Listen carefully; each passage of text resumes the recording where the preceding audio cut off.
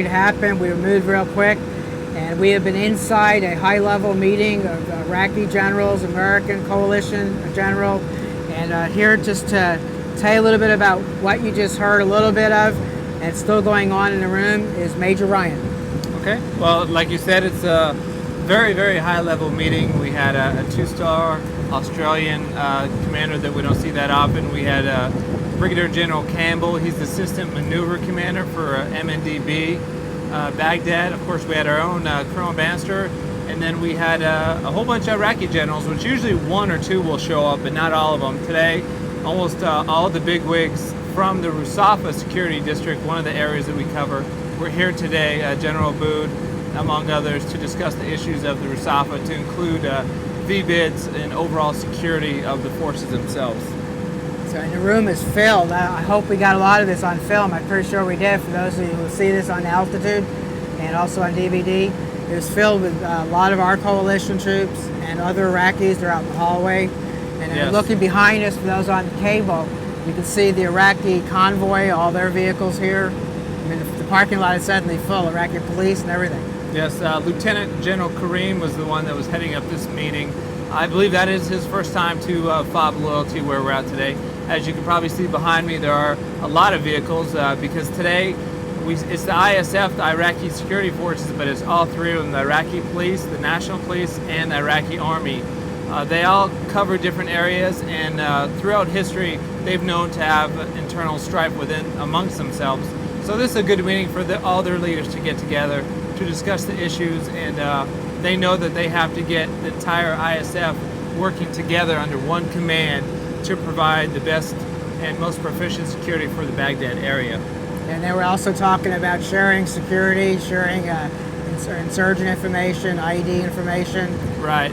IED information is critical, as some people may not know, but we're in a mainly Shia mix of people, so our major threat for this entire area is VBIDs, and they don't just target coalition forces, they also target the Iraqi security forces as well as innocent civilians. So every time an innocent civilian is killed by a VBID, you know, the first cry out is that we're not being protected, and so that's why all three of these different agencies are getting together to try to work together and beat this problem. So anybody that's wondering back in America, is there progress? Are people working together here? You just heard it, and those of you watching, you saw it. I'm talking with Heroes and Altitude Sports and Entertainment. We're going to go down there in a little while, actually go down there amongst the vehicles. Sure. And you'll narrate a little bit more? Excellent. Great. Good job. Thank you, sir. We'll be right back, folks, with more from Baghdad, Iraq on this big meeting here, and we'll be doing more interviews.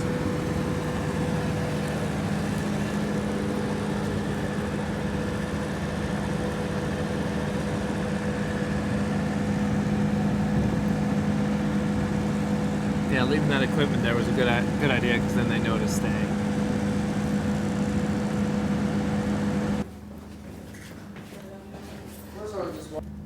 Tell me when you're ready, Jim. To my left is General Kareem. He was the general in the middle. He's the deputy commander of the Rusafa area, and also called the RAC. Also, Brigadier General Abdullah. He's the 4-1 Iraqi Army Brigade Rusafa Security Station commander, as well as I don't know if you can see down here, General Amir. He's the National Police commander for the Rusafa district as well. They're the three of the folks coming down. Describe a little bit what we're seeing here now. Well, right now we're in the parking lot at FOB Loyalty, and got a lot of Iraqi vehicles as well as American forces. You can see a big difference with Iraqi vehicles because they like to personalize their vehicles. They like to paint the doors, and they show their Iraqi pride with the colors of the flag flying.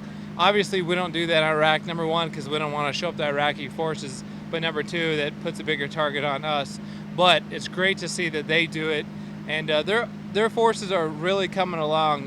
That's a lot of things you don't hear about in the media, is how well they're progressing, but they're doing very well, and every time we go out with them, they provide very good security.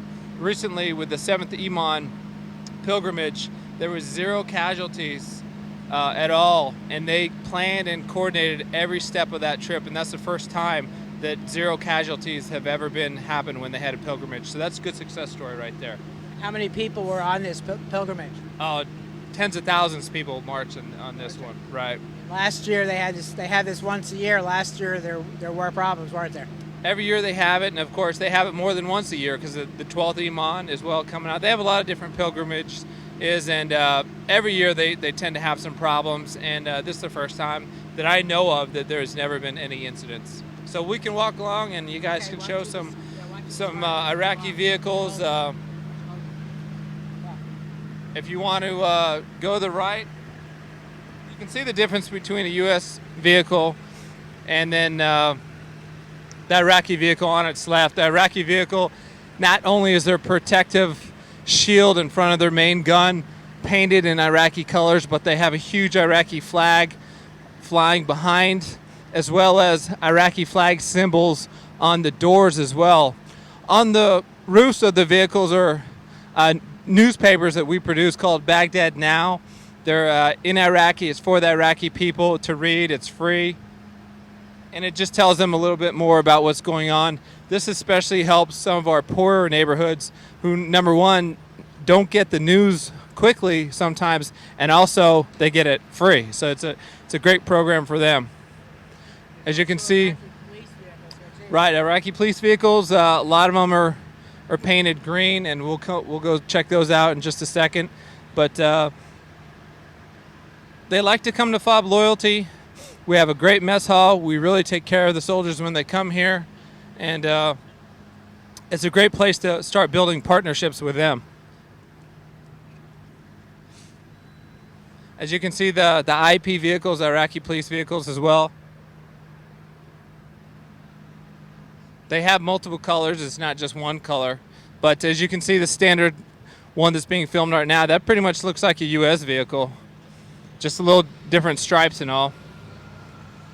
But the people are getting used to the Iraqi Army, the Iraqi police, and the National Police working under one command. And that's the first time in history that they've ever done that under one command. And that's been it's been difficult because in the United States, we're used to working under some type of one command, central command, or whatever it may be. We work for one boss. That's usually how most businesses do business as well. But in Iraq, before, the Iraqi Army was Iraqi Army. They didn't have to talk to each other. They just went ahead and they went about their business. Now, all three of them talk. It's a great program.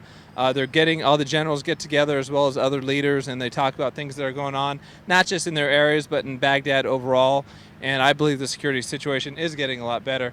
And that's why you haven't seen a lot of press coming out of Baghdad lately, because things are getting better and no one's just reporting on it. They definitely report on the number of KIAs or the bad incidents. You haven't heard very many incidents lately because nothing's really going on, which that's the best thing we can hope for, is things not to happen over here. That means success for us. Maybe the media will start coming over and cover the progress too. Sure, the media's here. Like I said, sometimes those stories aren't sexy stories to cover the success, because it seems like a lot of people like to hop on the negative. But this right here is success. You got all three Iraqi security forces with the United States Army, as well as the Australian armies here today. So you're definitely talking coalition forces and Iraqis working together, and that's exactly what we're trying to do. And in our area, I can say some areas are making great progress. It's not progress everywhere, but in our area, I think we're doing pretty well. So we're heading out tomorrow. We really appreciate your hospitality and all the interviews you arranged for us, the convoys, and obviously want you to be safe. Sure. Well, we really appreciate you guys coming. You're going to go visit another great unit from Fort Carson, 361 Cavalry at FOB Rustamaya, two of the FOBs that we have control over. And they're a great unit. And also you'll be getting with a platoon from the Special Troops Battalion, which you interviewed here today at FOB Loyalty. So you should be pretty busy.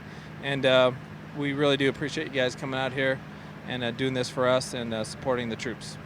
Thank you for everything you're doing. Oh, you're welcome. It's been a pleasure meeting you. Okay, you too. Take care. Welcome back, everybody, to another edition of TalkingWithHeroes.com. I am Bob Calvert, your host, and Jim Martin behind the camera with Altitude Sports and Entertainment.